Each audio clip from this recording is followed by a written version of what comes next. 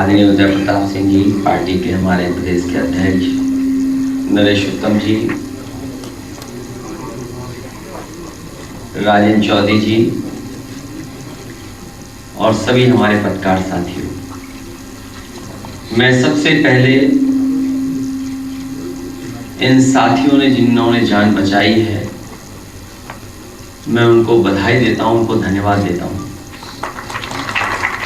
जैसा कि आदरणीय उदय प्रताप सिंह ने कहा कि जब पूरा देश खुशी में था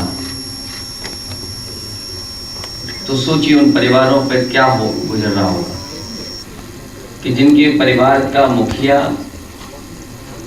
बचेगा कि नहीं बचेगा, वो वापस आएगा कि नहीं आएगा, उसका जीवन संकट में था। जो भी सरकार, कंपनियां या और लोग जो लगे हुए थे जान बचाने में, वो लगातार प्रयास करते रहे और लगभग 17 दिन तक वो कार्रवाई चली। इन साथियों ने जो हमारे साथ बैठे हैं आज मंच पे, इन्होंने जान बचाने का काम किया है। और आपने ठीक ही कहा है कि कोई कीमत नहीं होती है, लेकिन मैं ये कहना चाहता हूं कि जान बचाने वाले बेशकीमती होते हैं, उनकी कोई कीमत नहीं होती और उनका मोल भी नहीं होता, वो अनमोल लोग हैं।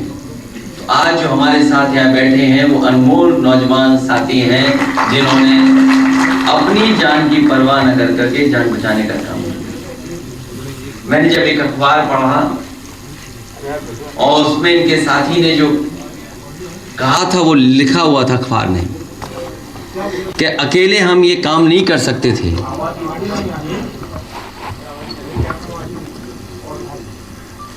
अकेले काम ये हम नहीं कर सकते थे, हम लोगों ने मिलकर के ये काम किया है। और ये संदेश केवल यहाँ न रहे बल्कि पूरा देश ये समझे कि जब मिलकर के काम होता है तो हम लोग कामयाब होते हैं। हमें खुशी है एक नौजवान जो राजनीति में संबंध नहीं रखता, उसके बाद वो समाज के लिए इतना बड़ा संदेश दे रहा है। मैं इन नौजवानों का धन्यवाद देता हूँ, बधाई देता हूँ। और सरकार में हम लोग नहीं हैं, लेकिन हम लोगों ने इनका सम्मान किया है। वो मदद कोई बहुत बड़ी मदद नहीं है, लेकिन हम सरकार से ज़रूर कहेंगे कि सरकार ने जब बचने वालों की मदद की है तो सरकार को आगे आकर के जिन्होंने जान बचाई है उन लोगों की भी मदद करनी चाहिए। मैं एक बार फिर इन सभी साथियों का बहुत बहुत धन्यवाद और आभार प्रकट करता हूं कि इन्होंने अपनी परिश्रम से, अपनी मेहनत से और अपनी जान की परवाह नहीं की। बचाने आप जा रहे हो, आप वापस आओगे कि नहीं आओगे, जो इनका हौसला था, जो इनकी हिम्मत थी और जो इन्हें पता था, अपने आप पे भरोसा था कि वो बचा के ले आएंगे, मैं ऐसे लोगों को बहुत बहुत बधाई देता हूँ, बहुत बहुत शुभकामनाएं देता हूँ।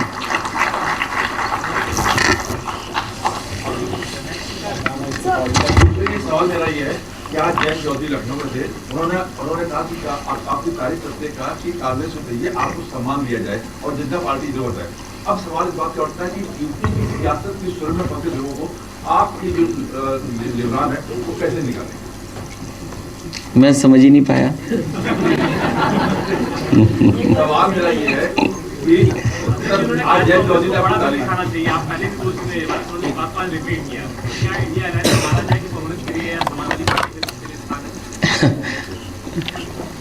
देखिए, आप लोगों से बेहतर कोई नहीं समझता होगा। हम कुछ भी कहें, हम कुछ भी छिपाएं, लेकिन आपको पता है चीज़ें। मैं फिर आपसे कहता हूं कि समाजवादी पार्टी का पहले दिन से लक्ष्य रहा है कि भारतीय जनता पार्टी का मुकाबला करना है।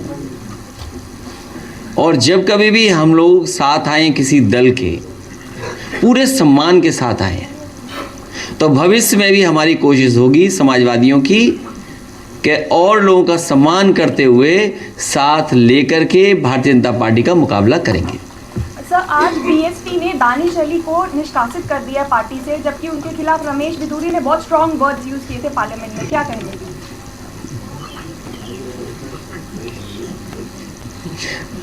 जब मैं प्रेस कॉन्फ्रेंस में आ रहा था तभी वो लेटर सर्कुलेट होने लगा। कहीं ऐसा तो नहीं उनको ये लग रहा हो कि समाजवादी पार्टी में आ रहे हैं वो। सर कांग्रेस की बात हो रही है। हैं? सर कांग्रेस की बात हो रही है। देखिए आप लोग भी चंडू खाने की अब मत छोड़ा करो।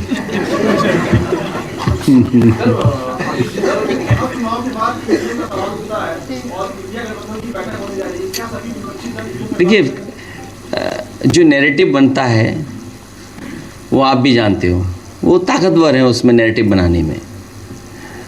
हम कुछ भी बात कहेंगे तो वो बात अपने ढंग से कहेंगे जो उनको सूट करती है।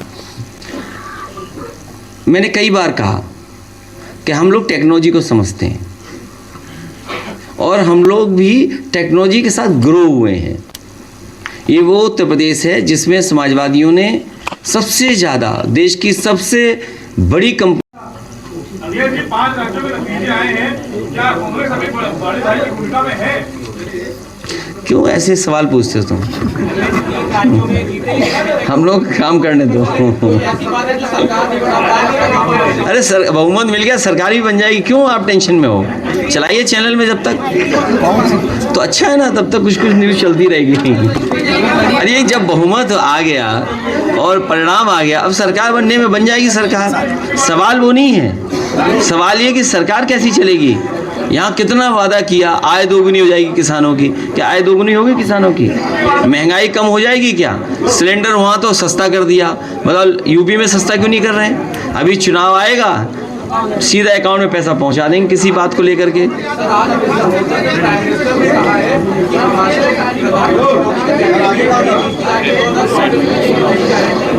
इस बार एक गारंटी चलेगी कि बीजेपी हारेगी, ये गारंटी देगी जनता इस बार।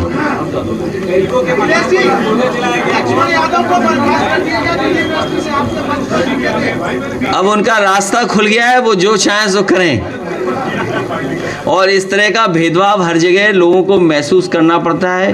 कोई कितने बड़े भी पद पे रहे, उसको कभी न कभी अपमानित होना पड़ता है। ये समाज में अपमानित होना पड़ रहा है, इसकी लड़ाई लड़ते रहना पड़ेगा। ये लंबी लड़ाई है और अगर वो उनकी नौकरी गई है तो आपको तो पढ़े लिखे नौजवान दिखाई दे रहे हो, आप देखिए पीडीए कहीं है ही नहीं, वाइस चांसलर अपॉइंटमेंट कहीं पीडीए नहीं, प्रोफेसर असिस्टेंट प्रोफेसर कहीं पीडीए नहीं, कहीं डॉक्टर नहीं, कहीं नौकरी में पीडीए नहीं। तो सोचिए आप।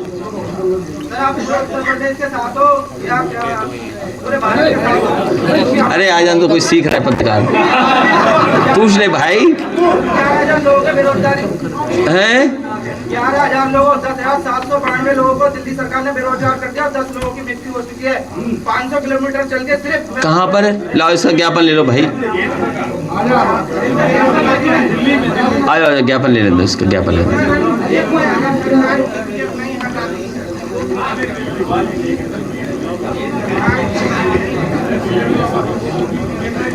अच्छा आप बता दो क्या करें, वही करेंगे। अच्छा